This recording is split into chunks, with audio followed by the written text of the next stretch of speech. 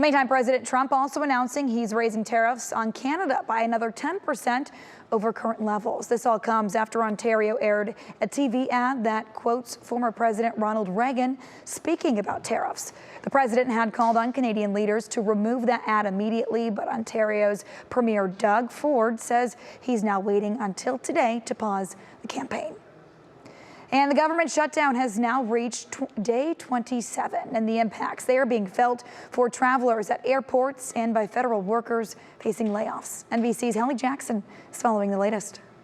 At airports coast to coast this morning, travelers bracing for delays after ground stops at LAX and Newark Sunday stalled passengers nationwide. Delays that may be shutdown related, with air traffic controllers set to miss their first full paycheck this week. They're completely distracted from their duties and responsibilities of keeping the American flying public safe. The transportation secretary says nearly half of delays and cancellations could be blamed on the shutdown, warning of more to come. You're going to see more staffing shortages in towers, which means you're going to see more delays, more cancellations.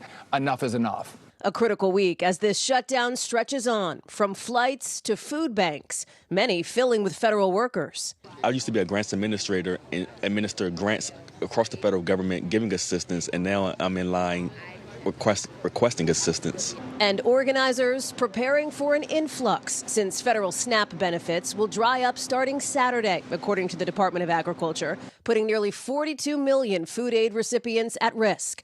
Millions of federal workers and troops either furloughed or working without pay. And new pressure this morning from the country's biggest union representing federal workers, pushing for a short-term agreement, which Democrats have so far resisted, to reopen the government. In a statement writing, both political parties have made their point, and still there is no clear end in sight. The Democrats are holding it up. Democrats see a possible pinch point Saturday when open enrollment begins on the Affordable Care Act marketplaces. They want Republicans to keep a health care tax credit from expiring.